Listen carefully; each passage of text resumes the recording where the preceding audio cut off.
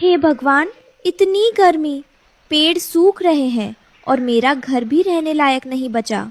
अगर जल्द ही कुछ नहीं किया तो अगले तूफान में मैं कहाँ जाऊंगी। तभी रानो को रास्ते में एक प्यासा बूढ़ा पक्षी मिलता है। रानो उसे अपनी आखिरी बूंद पानी पिला देती है। बेटी, तुम्हारी दयालुता ने मेरा दिल जीत लिया। ये लो, एक चमकता हुआ जादुई बीज। दोस्तों, ये रहे हमारी आज की वीडियो के प्यारे सब्सक्राइबर्स और फॉलोअर्स के नाम। शोभा शर्मा, इफ्रा नाज, अमारा खुर्रम, प्रिंस, इनाया, रोहित कुमार, शुमैला अहमद। और जो नहीं चुने गए, चिंता मत करो, अगली बार तुम भी बन सकते हो जंगल के सुपरस्टार। दोस्तों, अगर आप भी चाहते हैं मैं आपका नाम अपनी कहानी में लूं, तो देर किस बात की, जल्दी से कमेंट करके अपना नाम हमें भेजें। इसे अपनी सूखी जमीन पर बो देना और प्रेम से सींचना। ये तुम्हें वो सब देगा जिसकी तुम्हें जरूरत है।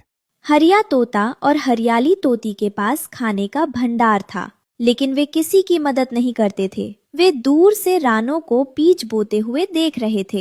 देख रही हो हरियाली, ये पगली रानो इस बंजर जमीन में गड्ढा खोद रही है। इस धूप में तो दिमाग भी पिघल जाता है। इसका शायद पूरी तरह उड़ गया है। सही कहा हरिया, और देखो, इसे वो बीज उस बूढ़े भिखारी ने दिया है। जरूर कोई फालतू चीज होगी। रानो को लगता है कि वो इस सूखे में खेती कर लेगी। कितनी मूर्ख है। रानो ने जैसे ही बीज को पानी दिया, जमीन फटने लगी। पलक झपकते ही वहां एक विशाल सुनहरी बेल उगाई और उस पर एक कमरे के आकार का विशाल तरबूज लग गया। उसमें खिड़की दरवाजा भी थे। अरे, ये क्या, इतना बड़ा तरबूज, और इसकी खुशबू तो शहद जैसी है।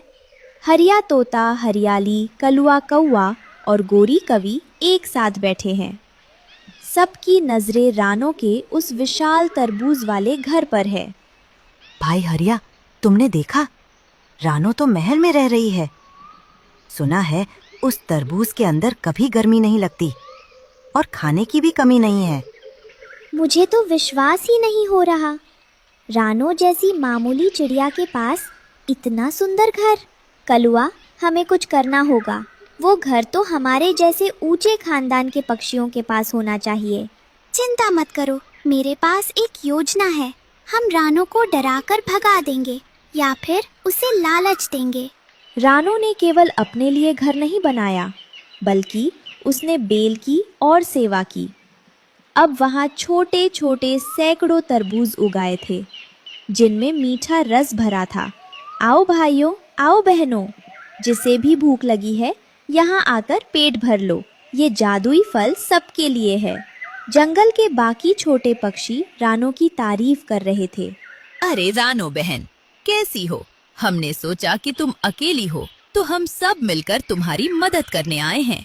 हाँ रानो, देखो, हम तुम्हारे लिए सुरक्षा का प्रस्ताव लाए हैं। ये इलाका असुरक्षित है। तुम ये घर हमें दे दो, हम इसकी रखवाली करेंगे और तुम आराम करना। धन्यवाद भैया, पर मुझे सुरक्षा की जरूरत नहीं। ये घर जादुई है और सबकी मदद के लिए है। रात के अंधेरे में हरिया और कलुआ दबे पांव रानो के खेत में घुसते हैं। वे जादुई बीज चुराना चाहते हैं। जल्दी करो, वो बड़ा वाला तरबूज काटना शुरू करो। अगर हम इसे यहाँ से ले गए तो हम राजा की तरह रहेंगे। वे अपनी चोंच से तरबूज को काटने की कोशिश करते हैं, लेकिन तरबूज पत्थर जैसा सख्त हो जाता है। उनकी चोंच में चोट लग जाती है। आह, मेरी चोंच! ये तरबूज है या पहाड़? तरबूज के पत्थर जैसा सख्त होते ही कलुआ कौआ और हरिया तोता दर्द से कराहने लगे। उनकी चोट से खून टपक रहा था। उफ, मेरी चोंच की हड्डी टूट गई शायद। ये साधारण फल नहीं है, इसमें रानो ने कोई काला जादू कर रखा है।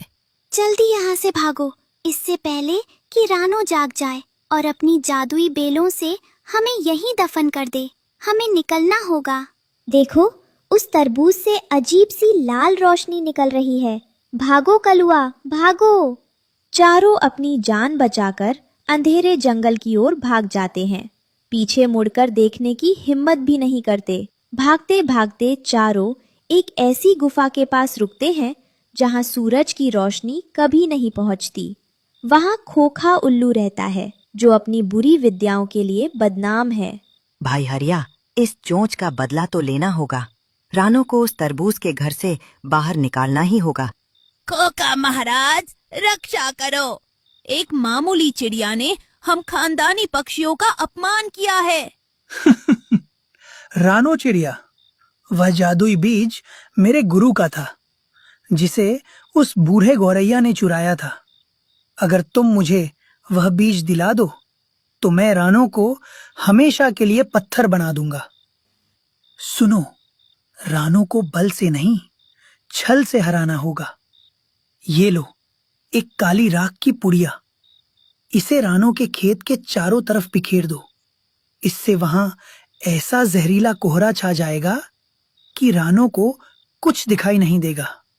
और जब वो अंधी होकर बाहर आएगी?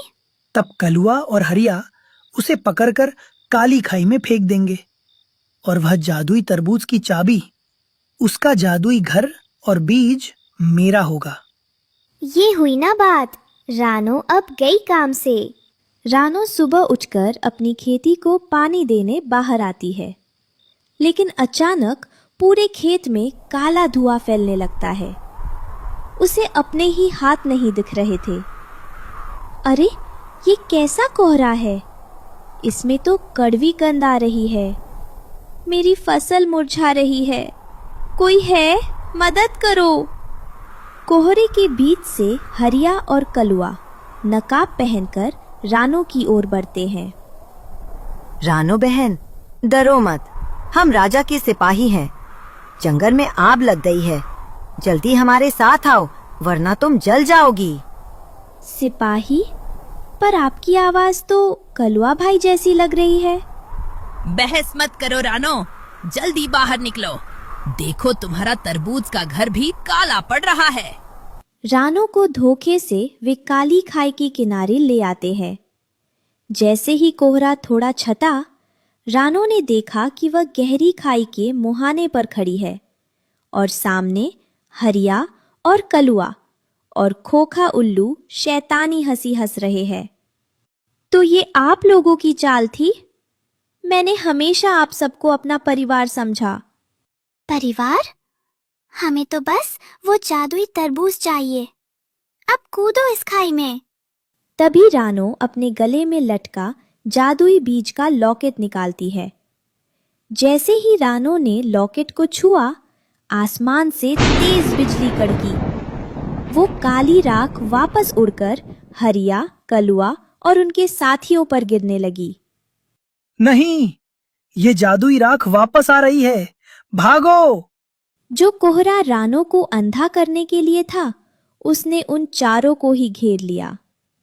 वे आपस में टकराने लगे और गिरते पड़ते कीचड़ के एक गंदे तालाब में जा गिरे। कोहरा साफ हो गया। रानो का घर पहले से भी ज्यादा चमकने लगा। हरिया और कलुआ की टोली अब कीचड़ में सनी हुई बदबू मार रही थी।